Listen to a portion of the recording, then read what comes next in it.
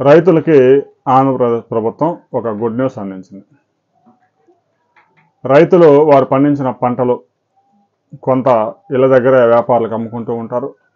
చాలా వరకు మార్కెట్ యార్డులు కూడా తీసుకువెళ్తూ ఉంటారు. తెలంగాణలో మార్కెట్ యార్డుల్లో తీసుకెళ్ళి అమ్ముకోవడం అనేది చాలా ఎక్కువగా జరుగుతూ ఉంటుంది. ఆంధ్రప్రదేశ్లో కొంచెం తక్కువ. అయితే కొన్ని పంటల్లో అయితే మిర్చి, ఉల్లిగడ్డలు ఇలాంటి పంటల్లో అయితే ఎక్కువగా 90% మార్కెట్ యార్డులోనే అమ్ముకుంటారు.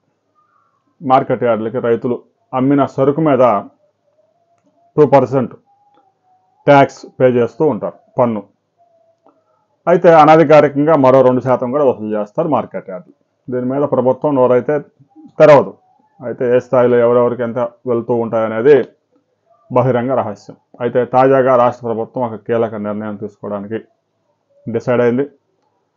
మార్కెట్ యార్డులకు వచ్చే ఆదాయాన్ని మార్కెట్ యార్డు పరిధిలో డెవలప్మెంట్స్కి ఖర్చు చేయడానికి మార్కెట్ యార్డులకి స్వయం ప్రతిపత్తి కల్పించబోతున్నాం అని మంత్రి అచ్చెన్నాయుడు ప్రకటించారు. అయితే ఇది రాబోయే 2-3 నెలల్లో దీన్ని ఫోర్స్లోకి తీసుకొస్తారా, లేదంటే ఒక 3 సంవత్సరాలు గడపారు నానబెడతారా అనేది తెలియాల్సి ఉంది. ఎందుకంటే ఆంధ్రప్రదేశ్లో 176 మార్కెట్ కమిటీల్లో యాక్టివ్గా ఒక 40 మార్కెట్లు యాక్టివిటీస్ ఎక్కువ ఉంటాయి. ఇక గుంటూరు లాంటి మిర్చి యార్డులు అయితే ప్రతి సంవత్సరం యార్డు ద్వారా ప్రభుత్వానికి మార్కెటింగ్ శాఖకు వచ్చే ఆదాయం అధికారికంగానే 450 కోట్లు. 2% వసూలు చేస్తే రైతుల దగ్గర, ఇంకా అదనంగా ఇంకో 2% కూడా వసూలు చేస్తూ 4% వసూలు చేస్తూ ఉంటారు. ఈ విధంగా రాష్ట్రంలో ఉన్న మార్కెట్లు వాటికి గనక స్వయం ప్రతిపత్తి కల్పిస్తే గ్రామీణ ప్రాంతాల్లో ముఖ్యంగా వ్యవసాయ భూములకి రోడ్లు వేసుకునే కార్యక్రమం వేగవంతం అవుతుంది.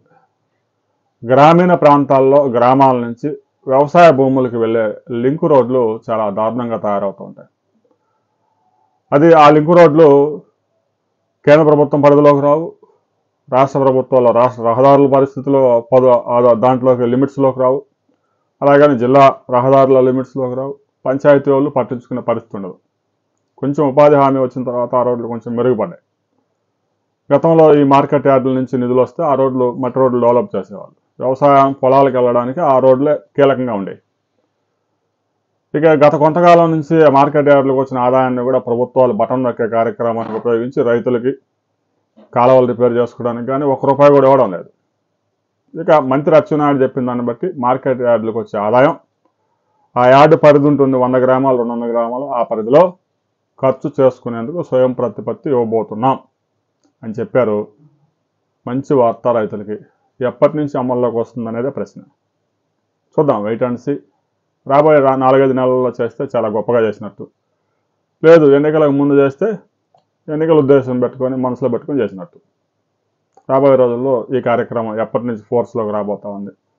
వచ్చే అసెంబ్లీ సమావేశాల్లోనే బిల్లు తీసుకొచ్చి మార్కెట్ యార్డులకు స్వయం ప్రతిపత్తి కల్పిస్తారా, 2028 శీతాకాల సమావేశాల్లో బిల్లు పెడతారనేది వెయిట్ అండ్ సీ.